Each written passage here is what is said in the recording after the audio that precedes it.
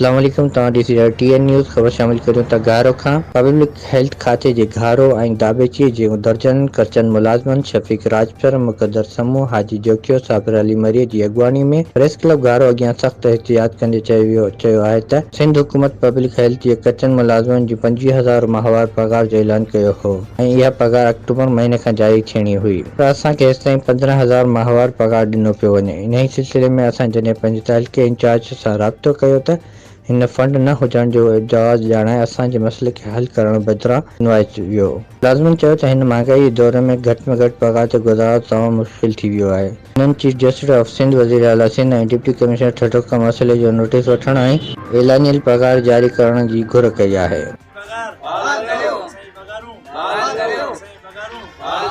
Team सां गॾु report अक्नवाज़ Chandio, TN news घारो।